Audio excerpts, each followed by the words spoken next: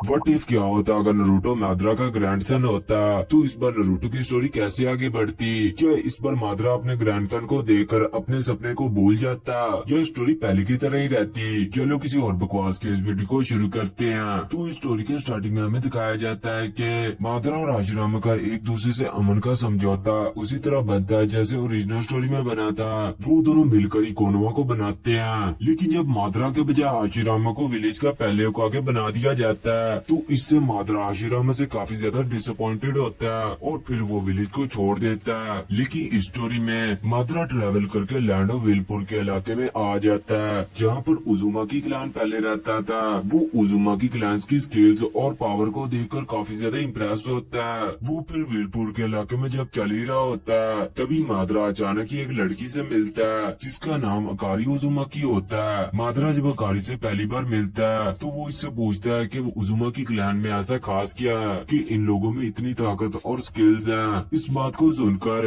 अकारी से उजुमाकी क्लैन की हिस्ट्री के बारे में बताती है। अकारी बहुत ज्यादा काइंड और लविंग नेचर की होती है। वक्त फिर गुजरने पर माद्रा विलपुर के इलाके में ही रहने लगता है और वो अपना काफी ज्यादा समय अकारी के साथ ही स्पेंड करता है। एक दूसरे के साथ रहते रहते वो दोनों ही एक दूसरे के प्यार में पड़ जाते हैं और वो एक साथ खुशहाल जिंदगी गुजारने का फैसला करते हैं। मगर अभी भी माद्रा के अंदर जो कोनोहा के लिए नफरत थी, वो अभी भी इसके अंदर कहीं ना कहीं जल रही थी और इसी नफरत के चलते वो अकेले ट्रेनिंग करता है ताकि आगे चलकर वो अपने बदले को पूरा कर सके। माद्रा के अंदर इस नफरत को अकारी ने भी सेंस कर लिया था और वो किसी भी तरह इसकी मदद करना चाहती थी। लेकिन एक रात माद्रा अपने प्यार और उजुमाकी क्लैन को छोड़ देता है। वो फिर कुरामा को ढूंढता है और इसे जंग के लिए कंट्रोल कर लेता है। माद्रा फिर कोनोहा आता है और वो हाशिरामा को लड़ाई के लिए चैलेंज कर देता है। लेकिन आप सभी को भी पता है कि ओरिजिनल की तरह ही हाशिरामा इसे हरा देता है और उस टाइम इसे लगता है कि माद्रा मर चुका है, लेकिन असल में ऐसा कुछ भी नहीं हुआ होता।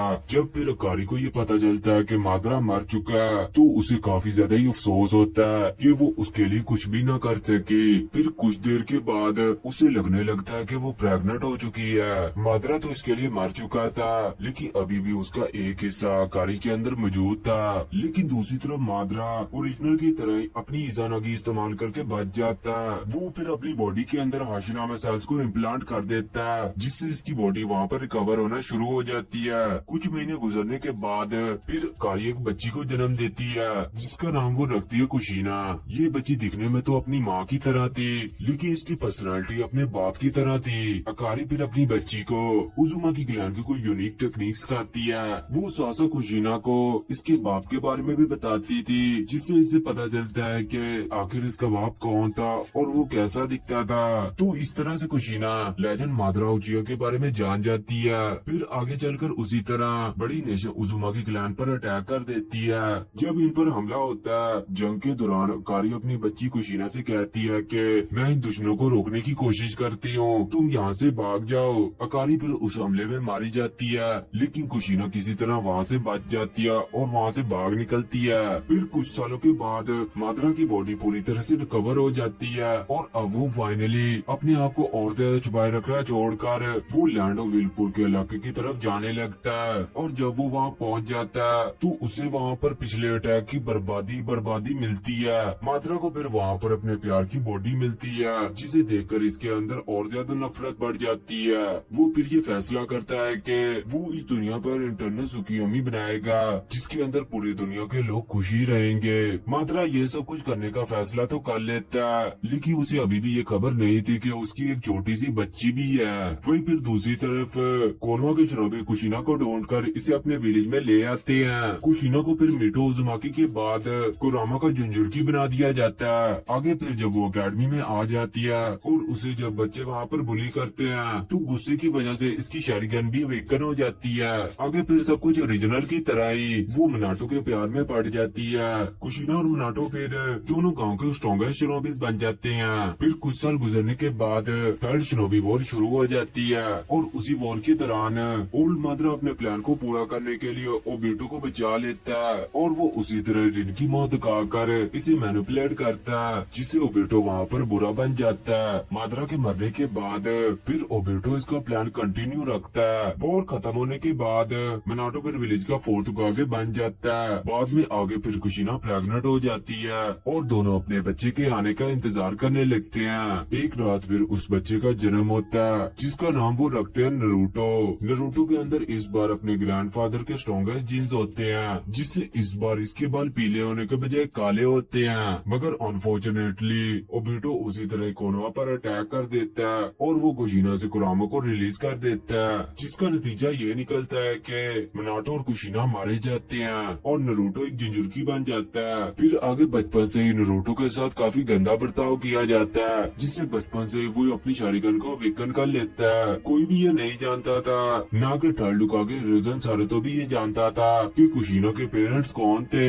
नरूटो की शारिगन होने की वजह से इस बार उचिहा क्लैन भी इसे अपने साथ रख लेते हैं, जिससे आगे की जिंदगी अब इसकी बढ़िया गुजरती है। वो और सासुके बचपन से ही काफी अच्छे एक दूसरे के दोस्त होते हैं, लेकिन ये खुशियाँ इनकी ज्यादा देर के लिए ना थी। अताची फिर आगे एक रात में अपने पूरे क्लैन को खत्म कर देता है, जिसमें नरूटो और सासुके सिर्फ अकेले बच जाते हैं। वो फिर इससे रिवेंज लेना चाहते थे और ये दोनों हमेशा मिलकर ही रहते थे। माद्रा की जीन्स की वजह से नरूटो एक चाइल्ड प्रोडिजी होता है। वो इस बार काफी ज्यादा इंटेलिजेंट और चाकरा बनाने की वजह से वो इस बार अकेडमी में काफी बेहतर स्टूडेंट होता है। नरूटो और सासुके इस बार अलग अलग टीम में होते हैं, क्योंकि इस बार वो दोनों ही काफी ज्यादा स्ट्रॉन्ग होते हैं। सासुके अभी भी टीम 7 में होता है, जहाँ पर शिनो और साकुरा होती है, और नरूटो इस बार स्टोरी में किबा और नाटा की टीम में होता है। कोरोनाई की टीम में होने की वजह से वो नरूटो को शारिंगन गंजुत्सु इस्तेमाल करना सिखाती है।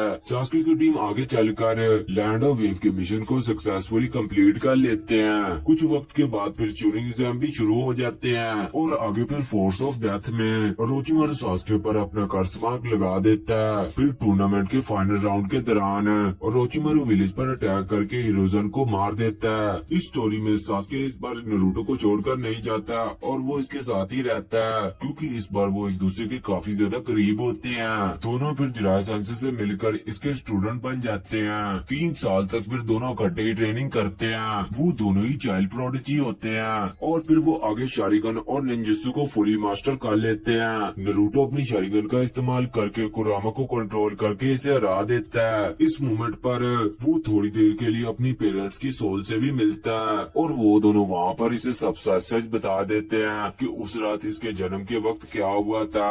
कुशीना साथ ही नरूटो को ये भी बताती है कि माद्रा इसका ग्रैंडफादर है और अकारी इसकी ग्रैंड मदर है। फिर इन सभी के बाद वो दोनों फाइनली अताची को ढूंढने के लिए निकल पड़ते हैं। नरूटो और सासुके जब अताची और कसामे को ढूंढ लेते हैं तो इनमें फाइट शुरू हो जाती है। नरूटो इस बार पहले के मुकाबले में काफी ज्यादा स्ट्रॉन्ग होता है, तो इस वजह से वो कसामे को अपनी कुरामा पावर से आसानी से हरा देता है। इसे हराने के बाद फिर वो अताची से लड़ने में सासुके की मदद करता है। फाइट के दौरान अताची फिर इन्हें रिवील करता है कि इसकी मदद किसने की थी अपने क्लैन को डिस्ट्रॉय करने में। वो जब वहाँ पर माद्रा का नाम लेता है तो नरूटो ये सुनकर काफी ज्यादा ही शौक हो जाता है, क्योंकि उसे ये यकीन नहीं हो पा रहा होता कि माद्रा अभी भी जिंदा है। अताची को फिर मारने के बाद नरूटो और सासुके ये सब सोचते हुए फिर विलेज वापस आ जाते हैं। अनफॉर्चुनेटली उसी टाइम पर जिराय पेन के हाथों लड़ते हुए मारा जाता है। नरूटो और सासुके अपने सेंसेई से काफी ज्यादा ही प्यार करते थे और इनकी ये मौत की खबर सुनकर इन दोनों की मंगुकु शारिगन अवेकन हो जाती है।